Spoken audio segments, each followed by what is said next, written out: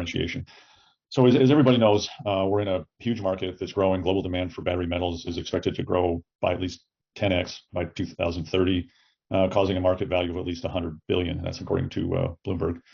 So the rapid growth in demand for lithium-ion batteries is leading to a rapid growth in the demand for constituent battery metals. The current battery metals industry is not able to meet that demand. Increase in prices, increase in mining activities are causing higher cost and a greater environmental impact. So 99% of lithium, cobalt, nickel, and manganese battery metals are produced outside the US currently, places like Australia, Peru, Chile, and China. I will talk about our technology in a minute. In summary, American Battery Technology Company provides a disruptive and clean lithium battery recycling and primary metal extraction technology basis or foundation. So it allows us to accelerate demand and meet demand for battery grade metals for a circular economy. So we've got a highly experienced team, and we have a technology that has been affirmed in terms of its differentiation and output by a number of notable groups and partners. If we go to late 2019, BASF, the largest chemical company in the world, ran a competition for the best technology for lithium-ion battery recycling. Over 100 companies competed for that, and we were the sole winner. Also, recently, we have received a grant from the Department of Energy and DuPont to demonstrate our extraction abilities in terms of producing lithium. And also, the American Battery Consortium considers us to be the leading technology, again, for lithium-ion battery recycling. And that consortium includes the Department of Energy, Ford, GM, Chrysler, and others.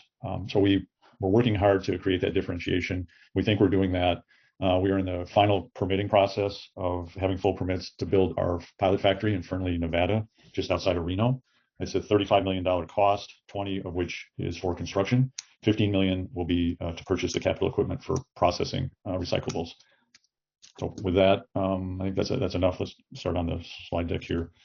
So again, this just is a company overview that I've run through with you already. I'd say that the big issue here is that our engineers know how to demanufacture battery modules, and so we can take them apart and extract lithium, manganese, cobalt, and nickel pretty quickly, and reprocess them and refine them such that we can run thousands of pounds of feedstock through our factory in a matter of hours versus days or weeks. Again, sort of the highlights that I've talked about, and I'm just trying to work within about a 15-minute window here and then save 15 minutes for Q&A. The pilot facility, which I mentioned, should be generating revenue by Q2 2022. And again, this will process 20,000 metric tons of battery feedstock, producing those 4 key metals. I'm hedging a bit for those of you who may have heard me speak about this timeline before.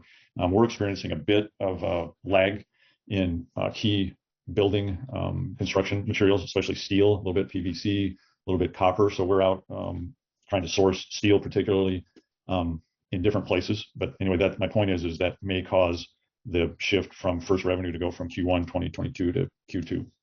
Stay tuned on that one. So I mentioned high-speed manufacturing. Most of our engineers at one time were employed at Tesla. And at one time, several years ago, Tesla thought they may want to be in the lithium-ion battery recycling biz. Actually created a department for that our current engineers were responsible for creating. As you know, Tesla eventually decided to produce automobiles and not be in the recycling business. So again, many of those engineers came to work for us. The technology is ours. We own it. And we think that it's pretty elegant in terms of what it produces. And I'll get into that in a few minutes. Industry landscape, valuations. These are not to exclude anybody, but these are the companies that we try and compare ourselves to in some ways. We think that someday we may have joint ventures or we may have some kind of vendor-customer relationship with these companies. The differentiation here is our technology versus what they use currently. There are 2 predominant methods of recycling lithium-ion batteries. Now, most of that is performed in China, Japan, and South Korea. The first method is to crush tons of battery modules and then pick through the crushed mass. The other method is to melt tons of battery modules at 3,000 degrees Fahrenheit and then also pick through that. Ours is different. Our method is different. I'll describe that in a minute. Also, just for your information, currently we have $18.7 million in cash and we have no debt. So this is a slide about the Advanced Battery Consortium process that I mentioned and that we're not part of that. You can see the illustration about the global economy. It's much talked about, so at a really basic level, a metal, cobalt, nickel, manganese, and lithium can be recycled again and again and again, almost infinitely. They don't go away like fossil fuels. So it's one of the primary reasons that we choose to be a recycler, is we can actually target metals, recycle them over and over again. And we know where they came from and where they're going and when we can expect them back in our factory. I mentioned the BASF contest. This is just some of the publicity that went along with it. It also gives us unfettered access to BASF's Greentown Labs in Boston, Mass, where we work with BASF every day on our recycling and refinement and what they would expect in refined metals, which is real helpful. The extraction grant that I mentioned for claystone separation from claims in Western Nevada, it's significant in that, again, it's another DOE and in this case DuPont affirmation of our technology. Artist rendering here of what the pilot plant and development center will look like in Fernley, Nevada. Again, 20,000 metric tons per year capacity. And we expect revenue in Q2 2022 that I talked about before. It also gives us a extensive lab for additional R&D and experimentation. Fernley gives us, as you can see, low-cost electricity rail spurs nearby.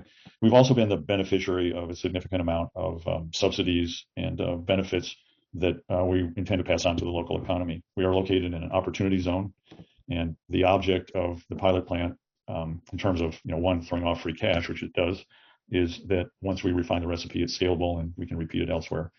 So this good-looking bunch is our executive management team. This you can see on our website, along with our various resumes, but it's a very highly experienced team. Ryan Melsert, our chief technology officer, was also a primary engineer at Tesla. Scott Jolkover ran Comstock mining for several years. I think I've hit my 15 minutes, so hereafter, please, whatever questions you have, I will do my best to answer them. Thank you for your attention. Great, thanks, David. And I'd like to remind everyone, if they want to ask any questions, please press the Q&A button at the bottom of the screen, and you can type in your questions. And with the 15 minutes or so remaining, we'll get to as many as we can. So we do have a couple that came in early. When does the company anticipate starting its commercial lithium mining operations? There are no plans for that currently. I guess we want to make our focus recycling. What would be great from my point of view is we've had interest from several large mining companies. It would be great if they wanted to license our extraction technology, but we have no plans right now to be in the mining business. As that person knows who asked that question, mining is maybe the most expensive business in the world. So we're focused on recycling. Question: what feedstock and offtake contracts does American Battery Metal have in place to fill capacity for the plant and sell the battery chemical end products? Great question. So we are in contract discussions right now with several different companies that have battery waste, that have end-of-life batteries, and that have consumer electronics that also have lost their charge or that are obsolete. I can't really talk about who they are, but I've mentioned in this presentation several companies, and I'll let you draw your own conclusions about that. But right now it's not in the public domain, so I can't mention names. Question about your cash burn rate and how you plan to fund development going forward. Right, good question. So several weeks ago, we filed an S3 which is a shelf registration that allows us to raise up to $250 million through the sale of our common shares. That was granted by the SEC and is now effective. We did a small raise several weeks ago within that for $15 million with an investment fund. We also have in place a $75 million equity line of credit that is part of that $250 million allowance from the SEC, as it were. So those give us the ability to raise all of the money we need for our recycling plant, the $35 million. Remember, we have 18 million plus in the bank right now. Monthly cash burn is approximately $600,000 a month, which involves scaling, hiring additional people, finishing the permitting process, and the cost of various consultants and law firms that are helping us conclude the permitting process. We also have a general contractor who's on a design build contract who is finishing up the design, who expects to be paid monthly as well. So that comprises the majority of the cash burn. Yeah. A couple of people asking about your listing and whether you'd be looking to uplist. Yes. That's straightforward. I think you covered this at the beginning, but it's been asked, if Ryan goes, does the tech go with him? The answer is no. And people do what people do, but Ryan is an integral part of what we do, and he believes in this. And it's a very tight, cohesive team. We support each other. So Anything's possible, but the technology is owned by the company. Does the company have to discharge and disassemble the batteries when they are received at the plant? And is the company limited by battery chemistry or format? That's a really good question. So let's start with what's called universal waste. So universal waste is we get batteries that are still whole. They may have a charge or they may not have a charge. We can disassemble those, and the charge is not a problem. What's going on in the country and at state levels right now is everyone's trying to decide how to classify what I would call hazardous materials, which is if the batteries are broken or you have material waste that's not properly contained, packaged, shipped, all of that. So there are additional standards and requirements and licenses that will have to be obtained by anybody who wants to process damaged goods, as it were. We will be one of those who will obtain those licenses because as long as the battery has lithium, cobalt, nickel, manganese, and other in it, we're agnostic about processing it. That's exactly the business we're in.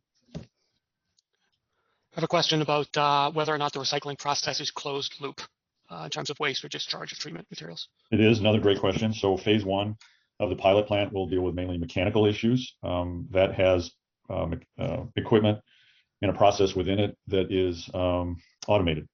No people on the floor for that as we disassemble batteries. Phase two is the chemical part of our recycling process. And so any airborne particles are captured, and we will have a extremely highly developed water treatment system that will process and capture materials in the chemistry of refining the metals. A couple of questions about whether you would consider doing a reverse split and any reaction to the recent movement of the stock since early February. Well, candidly, we'd rather not, but being listed on NASDAQ is important to us. So we believe with some of the expected positive announcements we're going to make over the next couple of months that we hope that split may not be necessary. We're carefully evaluating that because we know that it causes some amount of discomfort to our shareholders and to us, and so we want to handle this in the most responsible way for our shareholders. Any concerns about EPA requirements or other regulatory requirements that could affect you reaching your intended goals? Well, I think we know we're going to capture airborne and we're going to capture contaminants that we may not be able to absolutely clean up, but then we will properly dispose of them. So I think we're back to what's universal waste versus damaged goods, and we are prepared for both of those eventualities. They're a certainty, and we've seen battery waste in places, so we know we're going to have to deal with them. Okay. Question asking about where you are with the permitting and when you'll be able to move forward past the permitting. Soon, I hope. So we received a conditional use permit just over a week ago from the powers that be. We have one more round of discussions and presentations, and our hope is that at that point we will have a green light to begin construction. We have begun site work, and we think we're in good shape to get that full green light and begin construction. If that occurs around the middle of June, then construction could take place soon thereafter. A couple of similar type questions regarding your ability to ramp up the technology in the plant to scale, any obstacles, and how you see that going. Another great question. Well, the technology has been proven at certain run rates, and the capture rate, the refinement rate, the quality of the cathode metals produced. So the issues are getting in the equipment, installing it, testing it, and training employees really is, from my point of view, is kind of the gating factor to kind of continue elevating the run rate in the factory, the machinery speed, and the throughput. Just a reminder to everyone, we have just a couple of minutes left, but if there's anything we haven't touched on, please press the Q&A button at the bottom of your screen and type in your question. We have a few questions filling into the queue as we speak. Great questions, by the way. I'm trying to get to them all, and they're just screaming in. There's some informed folks out there. Thank you. So this is just a question about whether you've been in conversations with any additional institutional investors, whether you want to address that or not. Well, let's see. Today I gave 10 presentations. This makes 11, and I don't know how many cups of coffee I've had. So you try and build market identity, grassroots, difference between retail investors and institutional investors. So this is a great conference. It's allowing us to get face to face with groups that we had not met before, and try and build again a grassroots, I guess, movement in terms of people who are interested in our shares and maybe are interested in holding them for a while. So this conference has been great. Thank you. Fantastic. A couple of questions. I don't know how specific or whether you do want to take these, but in terms of what you're thinking about in revenue quarterly or annually once you get the plant up and running. We have done more than think about it. We have a 5-year financial plan, as you would expect. We've built it by customer and by product, and so it's not really in the public domain right now. But we do this 5-year plan probably every 3 months because we got market changes and pricing changes. But we have a very good idea of what we want to achieve and believe that we can. These kind of facilities, if properly managed, do produce free cash. So we think that over time we can begin to internally finance some of our needs. So that would be, I would assume, if you're generating cash, it's to then expand production.